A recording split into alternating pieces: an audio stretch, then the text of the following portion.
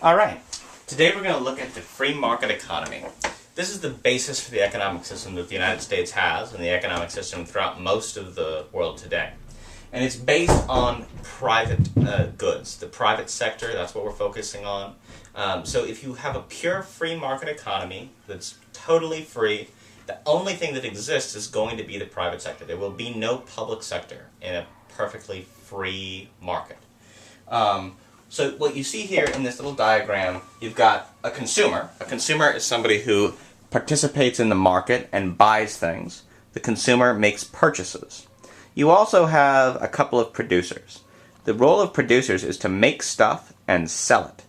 So a producer is going to make anything you want. Maybe it's a farmer who makes and produces beef.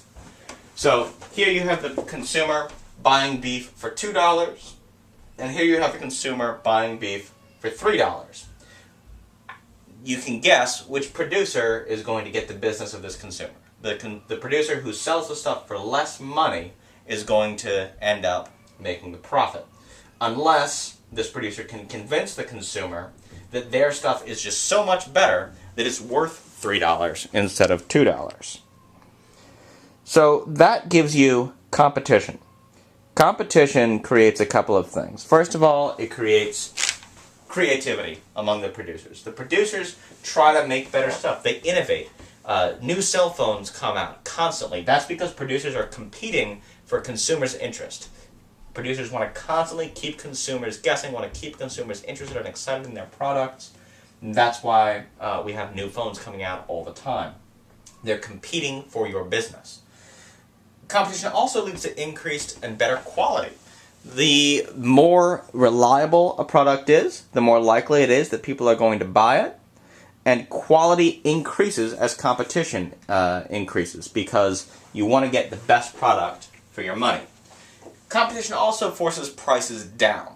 If you have lots of producers and consumers get to go shop around from one to the next to get the best deal, the prices will come down because producers will have to try to lower their prices to the level that consumers will be willing to spend money. But consumers have to be willing to part with their money in order to make that sale, to make the transaction. So next we're going to take a look at the origin of this theory, which started with this, it was explained by Adam Smith. Adam Smith is a political economist and a philosopher who coined the term laissez-faire.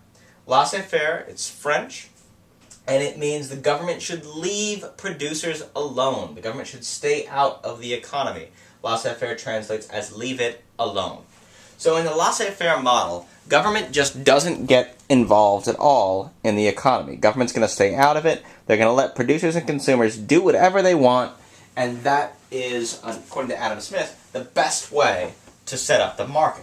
So you have a totally free market, government stays out of it, they let producers try to make as much stuff as they can, try to make as much money as they can, consumers shop around, they try to get the best deal they can. Adam Smith says everybody ends up happy. You'll have some winners, you'll have some losers, but in the end, the market will balance out. Smith says that there will be a market equilibrium, and a point where the producers and the consumers will come together on an agreed upon price, and everything will work itself out.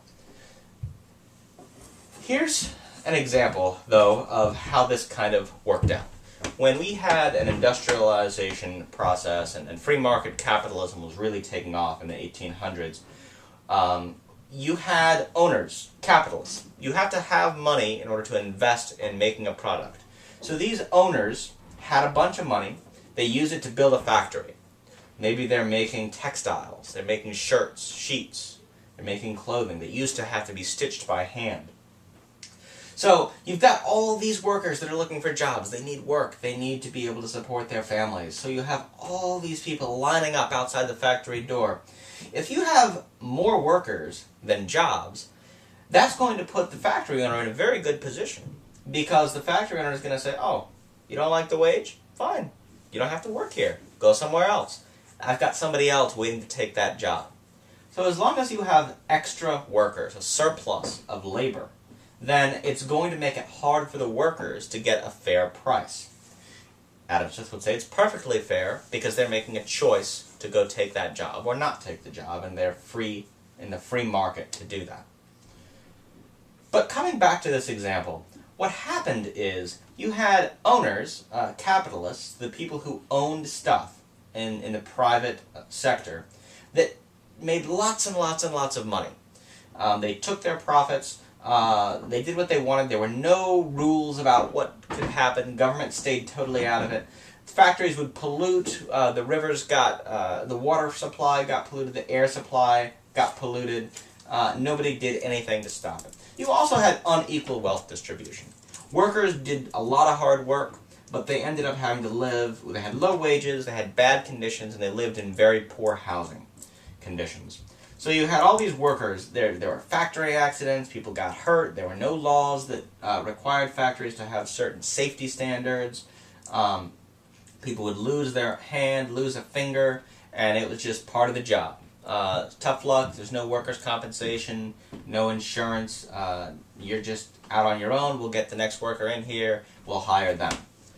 That led to a backlash. Organized workers and unions that fought for better protections, better safety standards, better wages, fought for a 40-hour work week, and you end up with government regulations. Government regulations are laws that limit what companies can do. They protect workers or they protect the environment. So air quality standards, like anti-pollution laws, those are examples of government regulations. Minimum wage laws are examples of government regulations. Safety standards for food, health codes in restaurants, these are all examples of government regulations. Anytime you have laws that protect consumers or limit the freedom of a producer, that's called a regulation. And when you have regulations, you don't have a pure free market anymore.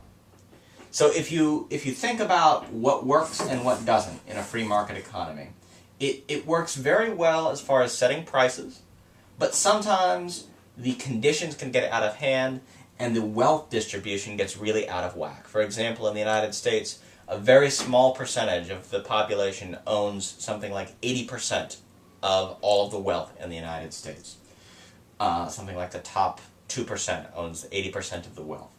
So you have huge gaps in wealth distribution. It doesn't work well for everybody. If you don't own stuff, if you're not a person who already has wealth, it may not work well for you.